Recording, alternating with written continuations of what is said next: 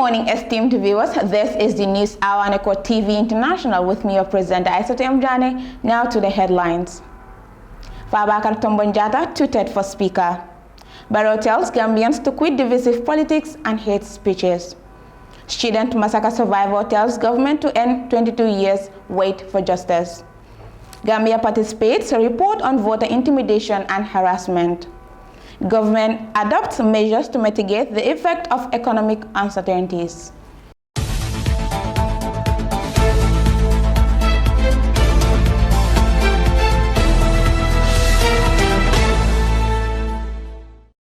Welcome back from that short break, and now to the news in detail.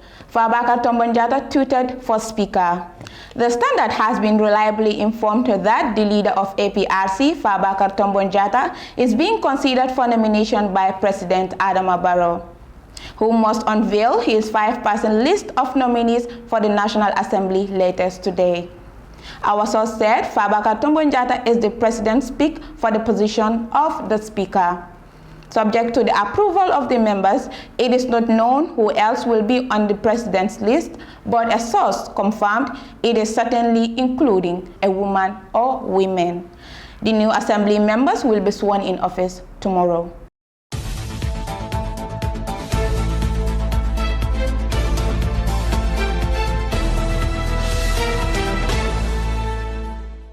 President Adama Barrow tells Gambians to quit divisive politics and hate speeches. In what is considered as one of his most unifying speeches, President Adama Barrow on Monday evening called on Gambians to quit divisive politics and hate speeches to join hands in moving the country forward. In an address made in the aftermath of the National Assembly elections, the president congratulated Gambians and all the stakeholders, including IEC and security services, on the successful and peaceful conclusion of the National Assembly elections held Saturday. It is now time to put behind us the divisive politics and hate speeches that seem to divide the nation. This is time to re-energize ourselves for nation building so that every citizen becomes better. This is the time to re-energize ourselves for nation building so that every citizen becomes a winner. As mature and cultured people, we must realize that once elections end, we are duty-bound to unite and serve the country as one people, the president said. The Gambian leader said, regardless of the results of the elections, the affairs of the entire country and the welfare of every citizen and resident will remain central to his focus and concern. The Gambian leader said, regardless of the results of the elections, the affairs of the entire country and the welfare of every citizen and resident will remain central in his concerns and focus. Hand in hand, let us move on, he said. He said the outcome of the elections clearly demonstrates that the country's democracy is thriving. It was another test of credibility and viability of our institutions and the mechanisms and processes we are strongly determined to safeguard and strengthen. To our credit as Gambians, we have got over the event with remarkable success, Barrow said. He said the aspirations of the country can be achieved faster if we work as a united force. In doing so, we need to be service-oriented and committed to the betterment of the people, strive to advance and strengthen our democracy, and observe the principles of peace and justice for all. These are essential elements for good governance and progress, which we cannot ignore, he concluded.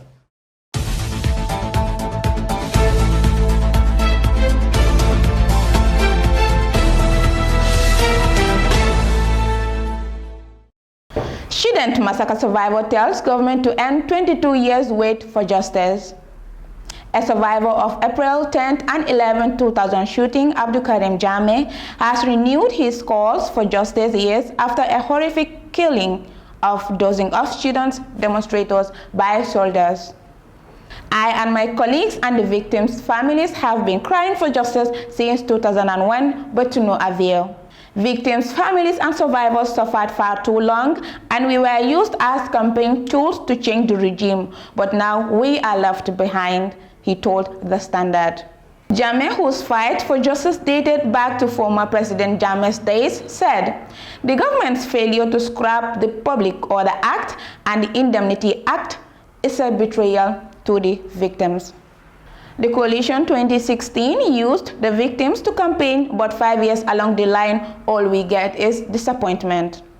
"We feel betrayed, and the dream for justice looks bleak every passing day," he said. Adama said, despite the efforts made by the TRRC to airlift people like him to Turkey for treatment with the support of the Turkish government, he still feels serious pain.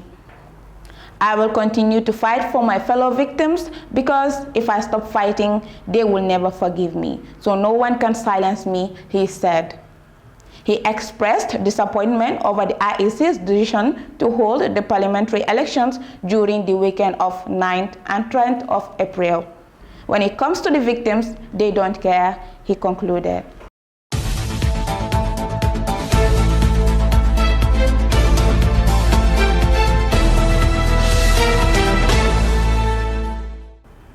Gambia participates report on voter intimidation and harassment. The civil society organization monitoring elections in the country Gambia participates has indicated in its preliminary report on National Assembly elections that there was voter intimidation and harassment during the process.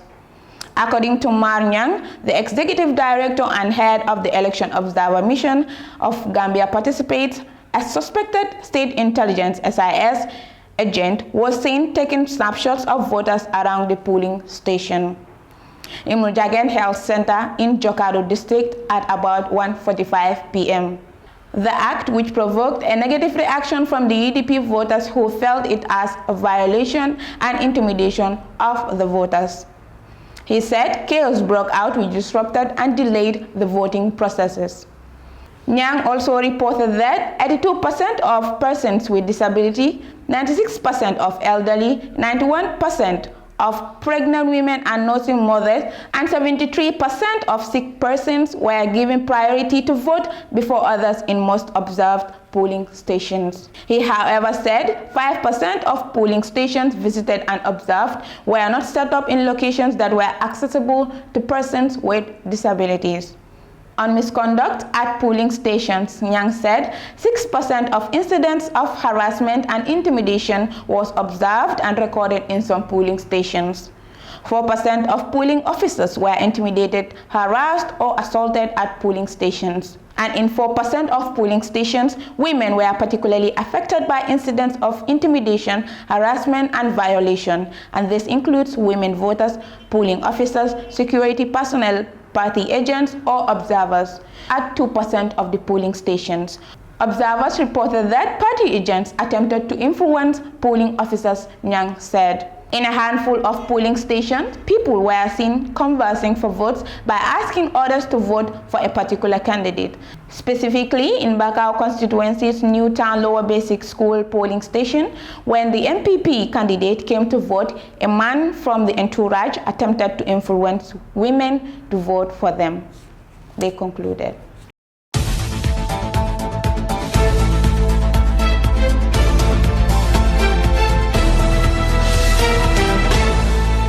Government adopts measures to mitigate the effects of economic uncertainties. Cabinet has commissioned an 8-member economic task force to look into the recent rise in fuel and commodity prices and the implications of the Russia-Ukraine war on all sectors of the economy.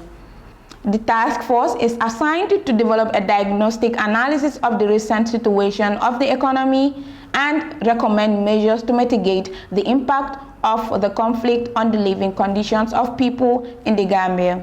The task force consists of members from the Ministry of Finance and the Economic Affairs, Accountant General Department, Gambia Revenue Authority, Gambia Public Procurement Authority, Central Bank of the Gambia, Ministry of Trade, Regional Integration and Employment, Gambia Investment and Export Promotion Agency, and Ministry of Agriculture. The task force is expected to present a report in 2 weeks. In another development, the Secretary General and the head of the Civil Service, Mr. Noah Touré, dispatched a circle to inform all ministries departments and agencies of immediate measures to mitigate the impact of recent global economic uncertainties. The circular states the causal factors for the economic challenges as COVID-19 pandemic and the Ukraine war. The effects have manifested in a reduction in economic activity, revenue generation, and the surge in the price of fuel and other commodities in the Gambia. The government has taken fiscal and austerity measures to ensure it continued functioning by reducing spending on overseas travel, fuel and lubricants, and telecommunications allowances.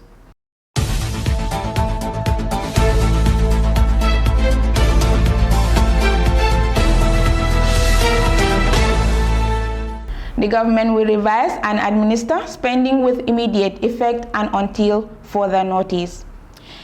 It has suspended overseas travels except for statutory meetings to the UN, ECOWAS, AU, World Bank, MIF, AFDB, ISDB, or the cost of participation in such overseas events, ISDB, or where the organizers will fully pay the cost of participation in such overseas events. The measures also include paying half per diem for the mission where the government will provide accommodation.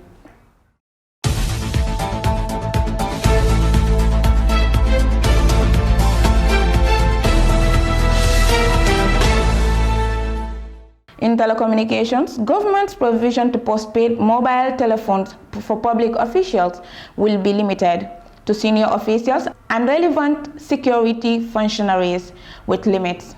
The circular has directed vote controllers to ensure strict compliance in this regard. Furthermore, it stresses that ministries, departments, and agencies must keep expenditure on fuel and lubricants to the barest minimum. The government has reduced all monthly fuel allocation on eligible officials by 20%. These measures will be in place pending improvements in the economic landscape when the government reviews them. The circular ends by soliciting the understanding and cooperation of all as the country strives to grow a strong economy.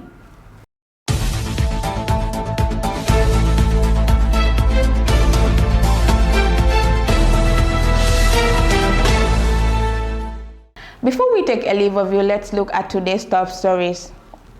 Fabaka Tombonjata tweeted for Speaker. Barrow tells Gambians to quit divisive politics and hate speeches. Students massacre survivor tells government to end 22 years wait for justice. Gambia participates report on voter intimidation and harassment. Government adopts measures to mitigate the effects of economic uncertainties.